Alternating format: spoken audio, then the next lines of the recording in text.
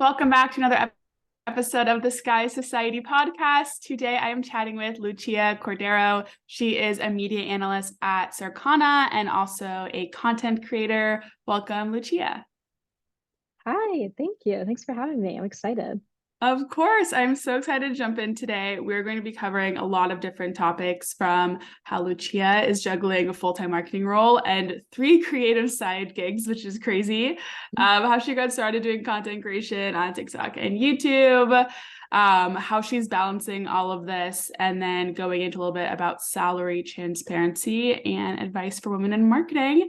But before we jump into all of that fun stuff, Lucia, can you tell me a little bit about who you are and what you do? Yeah, for sure. So I'm Lucia. I'm originally from Louisiana and I'm in Chicago, so that's where I live, Wicker Park specifically. I've been here for about 6 years. I moved up here for school. So I went to Northwestern in Evanston, and I was actually a film major with a business minor and a marketing certificate. So I've kind of always been like a super creative person. And around like sophomore year of college, I realized I wanted to go into marketing. So that's what I ended up doing. I have a full-time job in marketing, advertising, analytics. And then, as you mentioned, I have some creative jobs that I do on the side, one being a creator on TikTok, YouTube, starting to get more into Instagram and all of that. And then the other two, I do TikTok management for a startup. It's like a foodie app called Cravosity based in Chicago and New York. And then I'm about to start working more with a local Chicago-based fashion company on marketing their new store opening, which I'm really excited about too. So yeah, juggling all of that, living in Chicago. I'm 23. So yeah, that's a bit about You're me. doing a lot. Oh my gosh. Wow. So you have your full-time job plus creating and managing your own content, building your own brand, and then also doing that now freelance in a freelance type setting for 2 other companies. Yes, exactly. So you mentioned earlier that you were going to catch up on sleep this weekend. Now I see why. Yeah, no, definitely. So tell me a little bit about so I want to get into those 3 side gigs and you being a creator, but before we jump into that, can you tell me a little bit about what your job as a media analyst looks like, or kind of like what your role entails? Yes, definitely. So I work at a company called Circana. It used to be called IRI, which is maybe what more people have heard of, but we just merged with NPD to create a new company. And basically, I'm on the shopper marketing team. So I'm looking at measurement for shopper marketing campaigns. And we specifically work with CPG clients. So I work with ad partners. I'm in, it's like the whole media advertising space. So it's very convoluted. There's a lot of different parties involved, a lot of external and internal stakeholders that I'm dealing with, but we're kind of connecting all of the dots for everyone. So my main client are the ad partners. So I have about 8 ad partner clients who then work with their CPG clients. And basically, they're activating campaigns for products in major retailers like Target, CVS, Walgreens, places like that.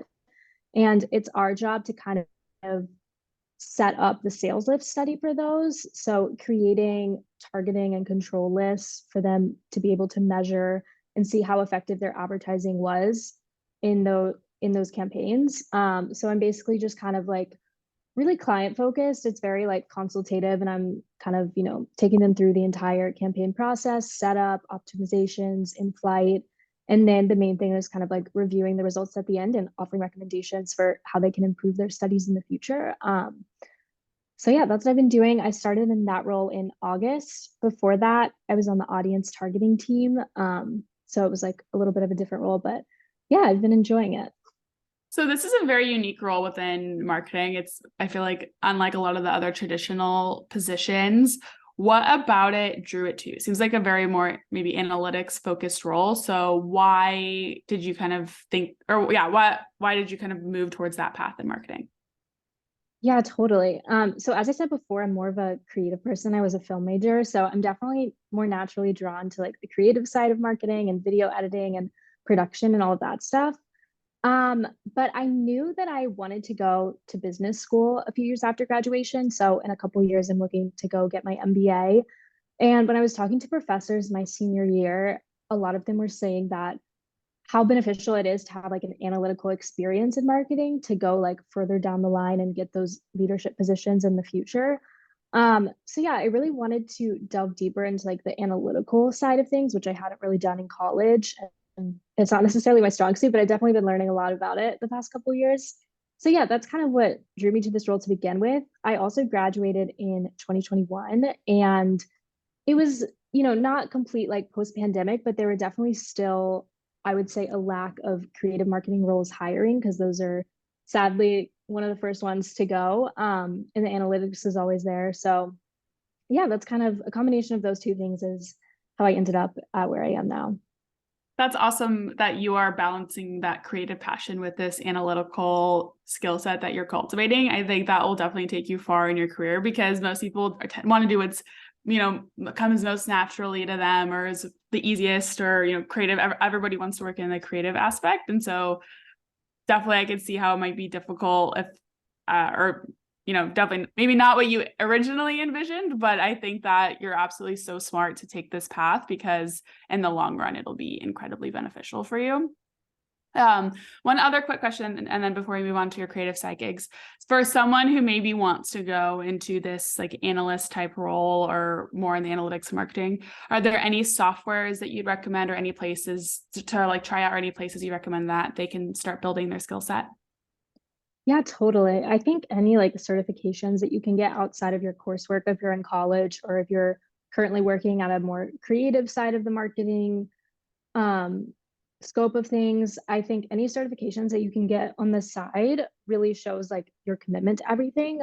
My job is pretty Excel focused, so I think like really getting in the nitty gritty of Excel, it's kind of something I feel like we all like think we know how to do, and then when you get in the nitty gritty of it, it's like, oh wait, what is this formula? How do I do this? Yes, there's so much you can do in Excel. It's like infinite. Yeah. Yeah. And that's something like there's always more that you can learn in Excel.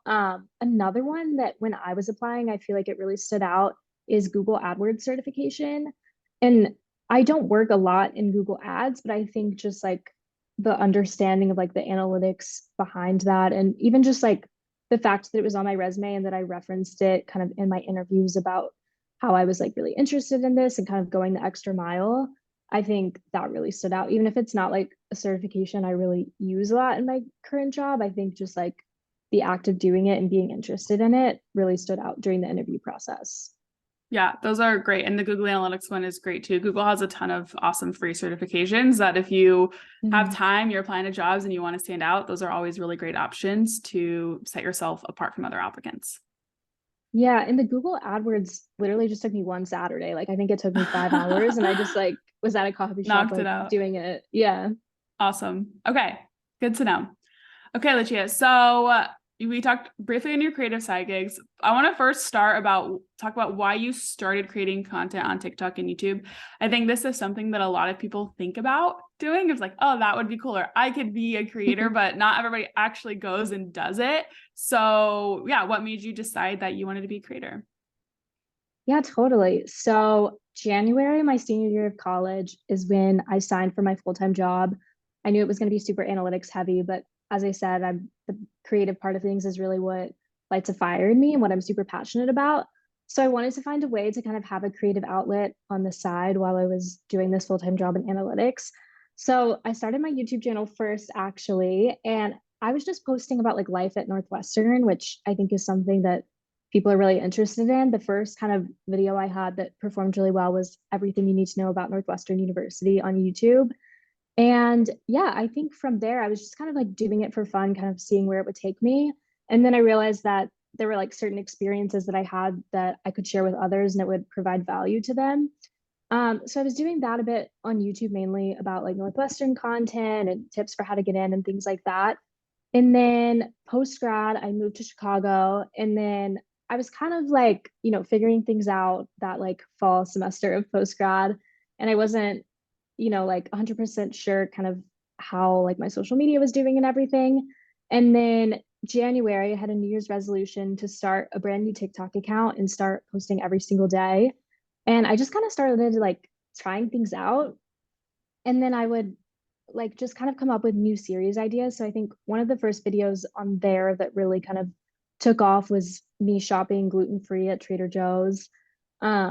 And so then I realized like, oh, people really want to hear about gluten-free stuff because I have celiac disease and there's a lot of people out there that also have celiac disease and they want to hear about things being gluten-free. So it kind of just started from me wanting a creative outlet and then posting stuff and then seeing what people like to hear from me, how I can actually provide value to people.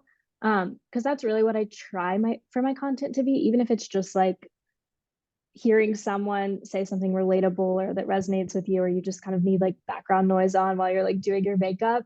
I try to like provide some sort of value. So yeah, that's how I got into it.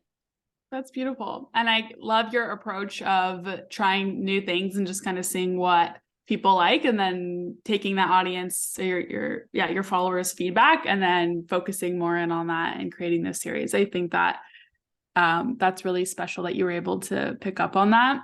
So you do TikTok and YouTube, correct? Yes, I do. Um, so you mentioned a little bit about how you've been growing your following by maybe focusing more on creating content that they are telling you that they really love. Are there any trends right now that you see in 2023 on social media that you think are going to be really big or that you're trying to hop on to also help you grow your following? Yeah. It's a really interesting time, I think, in the social media space, especially I don't know if you've been hearing too much about like the TikTok ban Yes, testifying I was going on literally in just Congress. watching videos. It's so crazy. It is so crazy.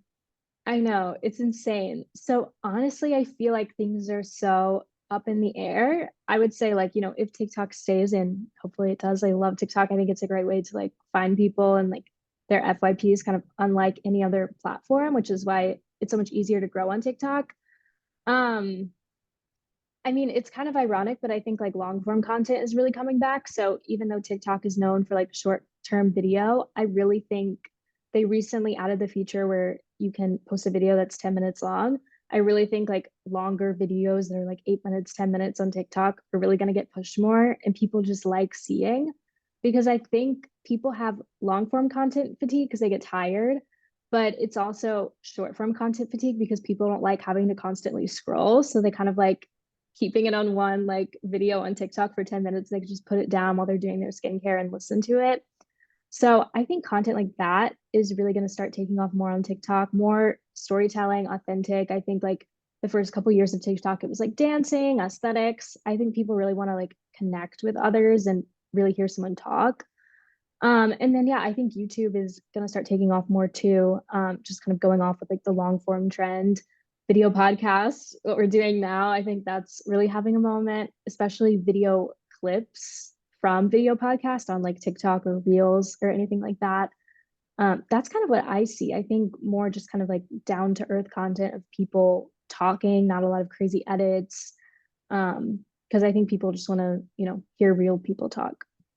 Yeah, the long form trend is an interesting one. And I feel like this happens to me. I hear people talk about it where sometimes picking a show on Netflix is the hardest part. Picking a show to watch is the most difficult part. And it's similar with like scrolling through TikTok sometimes of like finding something that is really going to entertain you and you're going to like is the hardest thing. So if you do find something like that's why we all turn back to our comfort TV shows that we rewatch because then it takes out the decision process of us having to pick what we want to watch. And so maybe with that long form trend, it's like, okay, I found a video that intrigues me. Now for, 8 or 10 minutes, I don't have to make another decision about what I'm going to watch next.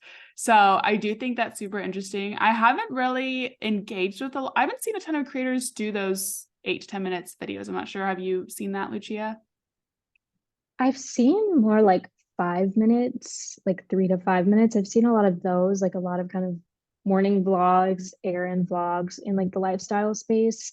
And I've seen a lot of like news outlets, particularly and businesses like that, post like really long clips on YouTube that are like 8 to 10 minutes long, that have been getting a lot of views. But yeah, I think it's maybe something that we'll see more in the future. Or maybe something that people are wanting, but there's not enough out there. So it's a good time to get behind it a little bit. But it's definitely hard to create content that long. And sometimes I know for me, I'm like, okay, do people actually want to hear this? Like 10 minutes of you speaking. So yeah. Yeah. And I've messed around with stuff on TikTok and it's hard because sometimes 5-second videos are the ones that go viral, right? Like the ones Hmm. that are the shortest. And so it's difficult probably putting that much effort into a 8-minute video that then could potentially flop.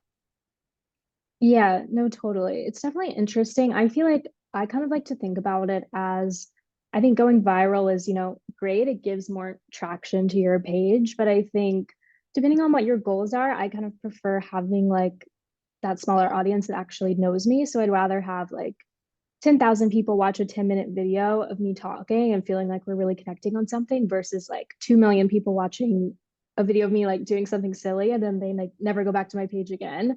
But I think like there's room for both. And I think in order to grow, I know that's something you were maybe going to ask about later on, but I think in order to grow, you kind of have to be like doing a mix of both, like the trending content and the like really getting to know you, like engagement content. So yeah, it's a fine line to figure out how to finesse that.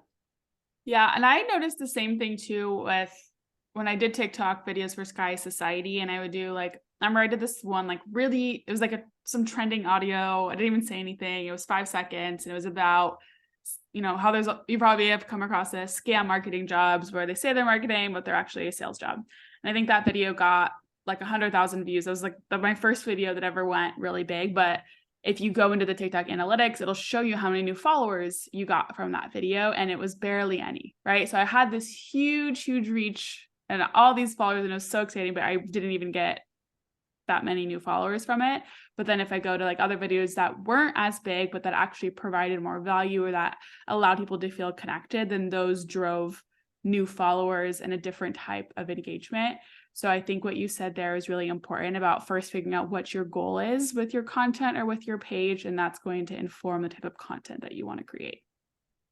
Yeah, it's really interesting. I also think people need to see your videos a bunch of times. It's kind of like marketing, like you have to see a product like 10 or so times before you like are starting to think about buying it or starting to think about following someone on social media. So it's actually really similar, kind of like what you learn from marketing and then being a creator and posting on social media. Yes, that's also a really good point. Yeah, of how many times they see you. It's the same before they maybe actually follow you or before they engage with you, right? Maybe they see one viral video, they see a couple viral videos, a couple ones that didn't, and then they get intrigued and they go stalk your page. A lot of times when you probably get this too, or someone will see me and they're like, "Oh, I watched every single video on your TikTok," or like I stalked it and I watched the whole thing. And so that, and then so when they're doing the stalking, it's important to have those more authentic videos where you get to connect with your audience. Yeah, for sure. So one of the things that I definitely want to talk about with you having a full-time job, you building your own personal platforms as a creator, and then you also helping other brands manage their platforms. How do you balance all of it? Yeah, how are you still awake? How are you still breathing? I also know you have a boyfriend, you have your own social life. Like, how are you managing all of it?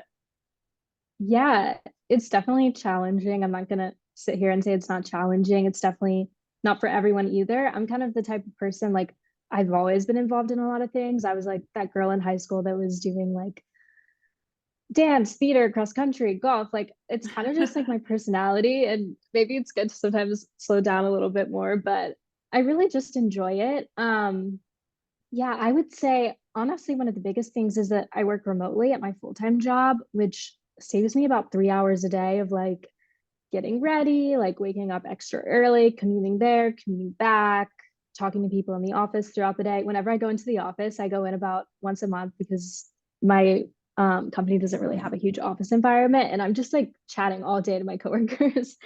So I think just like having that like focus time in my apartment is really helpful for like productivity. And then those 3 extra hours a day I can spend editing or doing other things. um, I'm really organized on Notion with kind of like what tasks I have to do. Yes, I love Notion. Yeah, it's the best. I really don't know how I would survive without it. Um, yeah, and then I really like time batching. So with my content, it's kind of like vlogs and stuff. So I don't really time batch those. I just spend a couple hours editing each night, anything for TikTok. On the weekends, I edit my YouTube vlogs. I have like a weekly work week in my life video that I'll edit on Saturday afternoons or Sunday mornings, depending like what my weekend plans are. Um, and then yeah, with my two creative side hustles, I haven't really geared up too much with the fashion company. So the hours might be adjusting with like my other side gigs to make it a bit more manageable. But with the startup, I really do a lot of time batching. So like one day after work, I'll like go to a coffee shop and I'll just crank out for like 4 to 5 hours, like planning the entire content calendar. I have meetings with people on the team that I need to in my lunch break for like 30 minutes to an hour. Yeah, so I'll just time batch, create content. I'll time batch one day creating the content calendar, and then I'll time batch another day creating the actual content. So that's like 5 hours each day, and then it ends up being about 10 hours plus a couple extra hours for meetings. Yeah, and that's really That's how I fit it in. it's a lot. I do really love the time batching. I'm trying to get better at that too because it helps. I'm just at such a scatterbrain of I start one thing and then I think of something else and then 5 minutes later I'm doing another task and then I'm doing another task. Like then my computer's not loading because I have 50 tabs open on my screen. So I I feel really that. time batching I think is so important of just like you said, like going down and setting it's time of like I'm only gonna focus on this one thing for a set amount of time. Yeah. And one other thing I wanted to ask you is how many hours or how often do you post for your own personal account and how many hours a week do you think that takes? Like how much time are you investing in building your own brand? Yeah, totally. It really kind of depends like what I have going on. Obviously it's really important to me, but like my full-time job and then the other jobs that I'm hired to do by someone else come first. So it really depends. And then, like social life, if like a friend is having a birthday party or things like that. Um, yeah, I would say at the beginning, I was spending probably about 4 hours a day on my TikTok. And that's really when I was really growing. I was really focusing on trying to create like 3 or 4 videos a day, some trending, some just like series that people wanted to see. But that was like early on, kind of.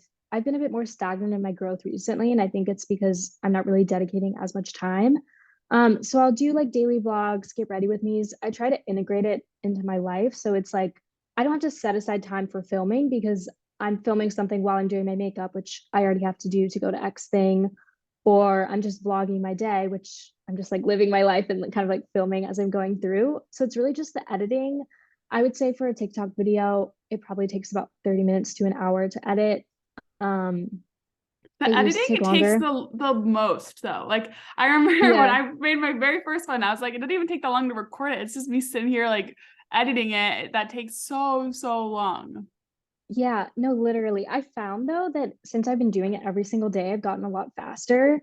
So there is hope that it like gets faster, especially if you have like a certain type of video that you do a lot. So you kind of like know, like you just get in the groove. It's kind of like muscle memory, like your hands know what to do on the keyboard, like you got it down. Um, yeah, I would say YouTube really takes the longest amount of time since it's such long form content. So for my YouTube channel, I post 2 times a week long form content. I post a lot of shorts, but I'm just repurposing my TikToks. I also do that for Reels, so that's a good time saver there as I'm just repurposing the same content.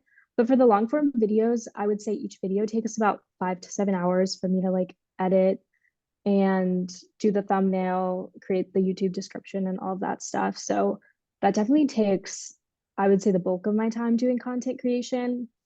Um, yeah, but it's really fun. I like it. That's a good point too, is that we can talk about how much extra time it's adding onto your workload, but if it's something that you love, it doesn't actually feel like work. It is something that you can get lost in or that energizes you or that is, purely for fun. So it doesn't really necessarily default into that work category because yeah, it's something that you're really passionate about. Yeah.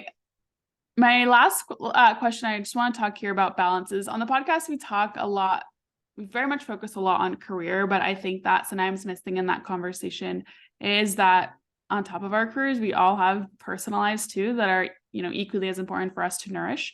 With you having so much on your plate with work and with your creative side gigs, do you find yourself saying no to social activities or kind of how do you balance how to also feel like you're still living a vibrant, social life and also having time to yourself of wind down, while also making sure that you're getting all of your work done.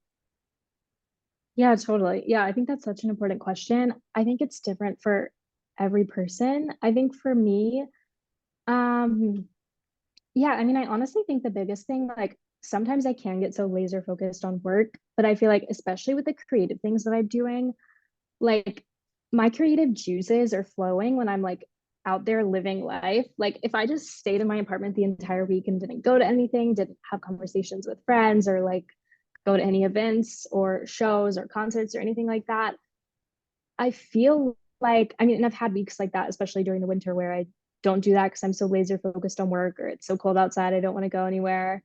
And I feel like that's when I have creator's block with like things to do on TikTok because like TikTok is about my life and YouTube is about my life. And if I'm not doing anything, then there's nothing to post about.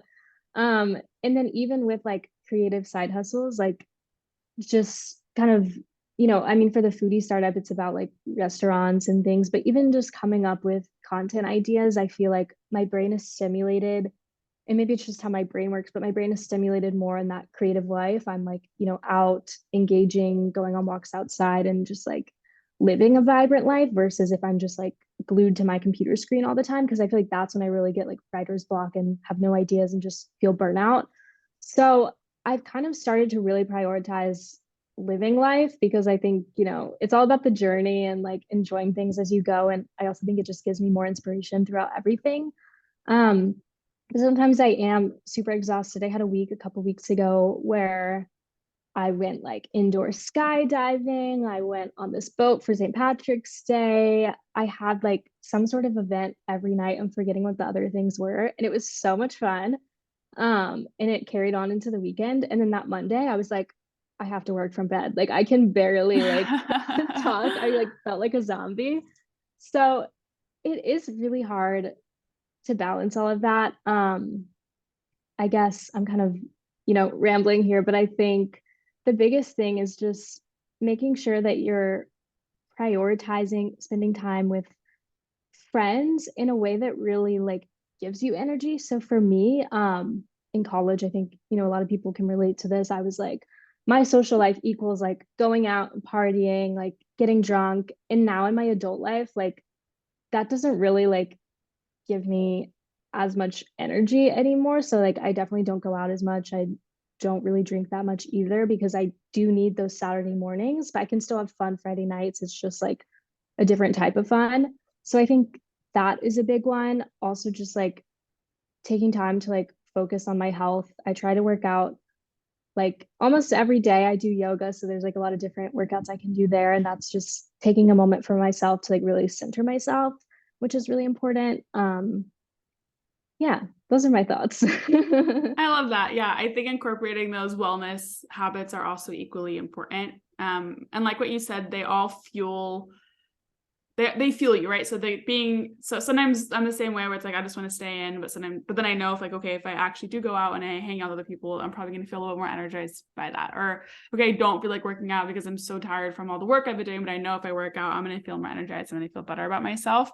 And so I do think that those things that sometimes seem non-essential when we're so busy can actually be the things that save us and that actually give us more energy to complete our work. Yeah, definitely. I 100% agree. I have that same mentality. Yeah. I do have one question. You mentioned you did indoor skydiving. Did you do iFly? I did, yeah. Have you Okay, been? so I did it for the first time. I got it as a gift for a friend, and we did it maybe like 2 weeks ago, and it was all kids. It was all kids like 6 and younger, and it was us. It was not at all what I expected. Yeah, it was kind of the same experience for me. I actually went for an influencer event that was like coupled up with a movie premiere coming out, but there were a lot of like mom, I guess, influencers that all brought their small children, and they had all been indoor skydiving like millions of What? times. It must be the new kids' birthday party because they Yeah, were all what? like pros. Yeah, it was I had crazy. no idea. Yeah, that definitely was not a thing, but I didn't know what to expect. But if you look at the promo videos, it looks intense and it's just not. I mean, I didn't even do the high flying, so it was just me like I don't know. It was painful. It was not the best thing. But I think for kids, they definitely like were having a great time. Yeah, yeah. Okay, so the last thing I kind of want to talk to you about today, Lucia, is salary transparency. So you had mentioned to me before that's something that you're really passionate about. Can you tell me why you think salary transparency is so important? Yeah, I just think it's important because it's the world that we live in. I think, your lifestyle is determined somewhat by like how much money you make. And I think especially for people in college, it's important to know, obviously, because I feel like when I was in college, I was like, oh, like salary won't be that important, like as long as I can, I wasn't worried about salary at all, and that didn't influence my career decisions. And I'm glad it didn't. Um, but I think like it is important to know kind of, especially if you're in college, like everything that encompasses a career, not just like what you're doing on a daily basis at your job, but kind of like the whole lifestyle that surrounds it. Um, I just think it's important for people to be informed since it is such a big factor in our lives. Yeah, and I mean, there's also a lot to say there about like gender pay equity. I think, that's still a huge issue in our society, which is crazy to say, but it is. So I think knowing for those reasons, and yeah, I just think it's nothing that should be gatekept, or like I think companies should be a lot more transparent on job applications, how much a certain position makes, ranges, because it is something that's, really dictates a lot of our life. So yeah. It's crazy. So they do have this law now for certain states where you have to put the salary range, but then companies put the salary ranges. This position will pay 50 to 150K. Like the Yeah, salary it's like range is what? like, yeah, like they do nothing. But I think you're absolutely right where it's almost like why don't we? I think the question more so is like why don't we talk about it instead of like why should we talk about it? It's like why don't we even talk about it in the first place? And I think a lot of that comes from for perhaps like this, if we don't talk about it, then employers can just pay whatever they want at their own discretion. And by us feeling like it's this taboo, hush hush, very wrong thing to talk about, then yeah, then it puts us, the employers, at the disadvantage because we don't Yeah. have the knowledge of like what I mean. So many, I think like a common thing too is when you graduate from college, you're like, how much am I even worth? Like, how much am I even supposed to ask for? Like, is this a good salary? Is this a bad salary? Like, how are you even supposed Yeah. to know? Because no one ever talks about it, or no one ever really says like what they're making or how much is good enough to make. Yeah. And it's uncomfortable to ask those questions. And I feel like, yeah, I mean, really kind of what you said, like it really only benefits the employers by having all that gatekept. It doesn't benefit us in any way. So yeah, I mean, I think, it's definitely tricky. There's so many different like cases for why people think, it's taboo to talk about. But yeah, I mean, I just think it's really important to be able to have those conversations. Mm-hmm. So Lucia, what is your salary? How much are you making? Yeah, so at my full-time job, I make about 68 a year, which I posted on my TikTok. So if people And follow me, they might already know. how many years have you been doing? How many years of experience do you have? So almost two. It'll be two in a couple months. So my starting salary when I started was 55, and then when I got promoted in August, that's when it went up from 55 to 68. Um, yeah, so that's my full-time job. With side hustles. It's probably like an extra 15 to 20 a year. It really like fluctuates.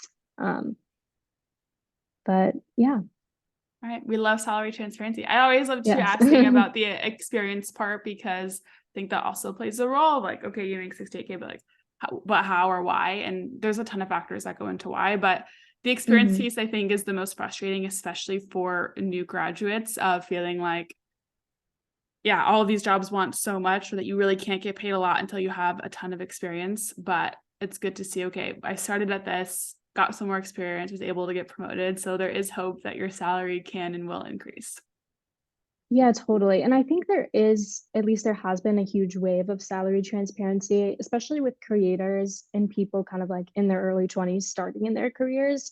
And I think at this point there is more visibility into like how much those roles make. But I think, yeah, people like 10 years of experience in my field, like I honestly have no idea how much money they're making. So I think that's something that's a little hard because I guess no company wants to be like, oh yeah, like your boss makes like 3 times as much as you do, like it's just it can create those like awkward situations. But I think that's maybe where there's a lot more room for improvement in salary transparency because I personally have no idea. Yeah, but it can also be aspirational if your boss makes this much and one day you can too, right? Yeah, no, exactly.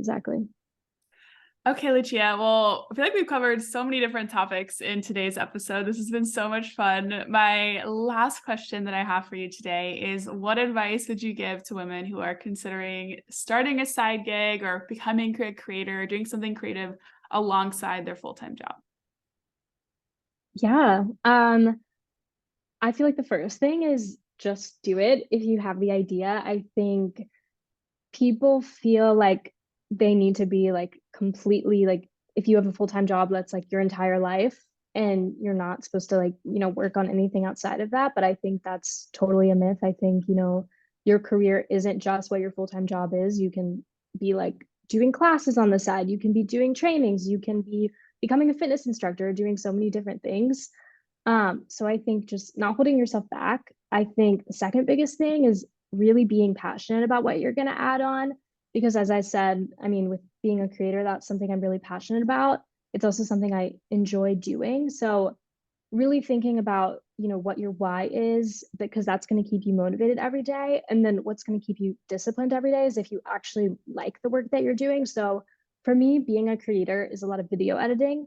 I happen to really like video editing, so that's easy for me to be disciplined with it every day.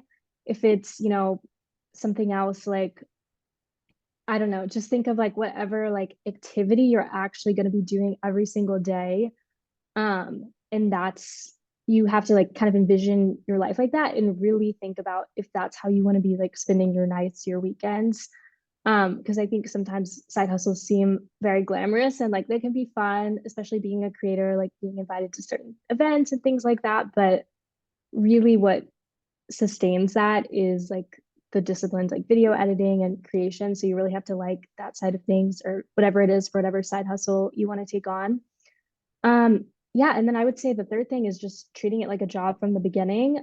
I think, it's it's hard to really treat it like a job and hold yourself accountable, but I think if you are passionate about it and you love the work that you're doing, I think those are the two ways to start to treat it like a job and really hold yourself accountable. And like for me, when I was starting my TikTok, I was like, I'm posting every single day. I gave myself a deadline. Like I have to post every single day, kind of like if my manager messaged me on Teams, like, oh, you got to get this done by end of day. That was like how I treated it. So you really have to like, I don't want to say put that pressure on yourself because that sounds negative, but you really just have to like go after it and treat it like a job from the start. Yeah, that's what I would say. Oh, I love all that. That is awesome advice. I think the two biggest things that stuck out to me was that you have to be so passionate about it. What you mentioned is so true. Like it can't be a fleeting interest that you have. Like you have to be able to be committed to it and enjoy the work. And then that discipline piece that you mentioned of not just treating it like it is something you can pick up when,